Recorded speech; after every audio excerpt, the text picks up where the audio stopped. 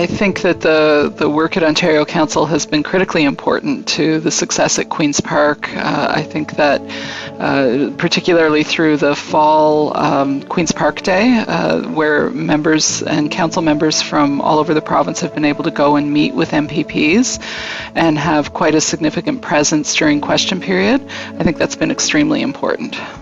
A famous U.S. politician, Tip O'Neill, said once, all politics is local.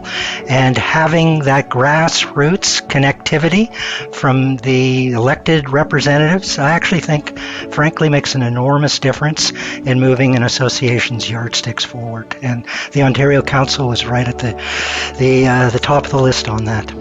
Every year we host a co-op day at Queen's Park, and we get the opportunity to meet with different politicians, let them know what's happening in the co-op sector, and getting their opinions about what we're doing and finding out how they can help us. First time you sit through question period at Queen's Park, it's always startling how chaotic it is.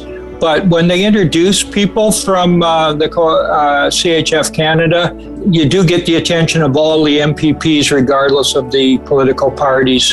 And I particularly remember the MPPs cheering for Harvey Cooper at one point. And someone introduced him, and spontaneously other MPPs started shouting, "Harvey!" First, of course, we did have Co-op Housing Association Ontario, affectionately known as CHOW. And then the council in the beginning was very, very important because it was two merged organizations, and there was no playbook. I did help to end council and eliminate my position, and the reason why I did that was because I thought it was really in the best interest of the Canadian co-op housing sector at large to have better representation of Ontario on the board, and I felt that Ontario Council was very, very important, but had kind of lived out its useful life. I don't think that there will be a change for the Ontario members. They will always be able to access the services that they've had previously. We have 3 Ontario directors that will be sitting on the national board, and we will be paying particular attention to the Ontario co-op members, and we will be working with them. Nothing is going to change.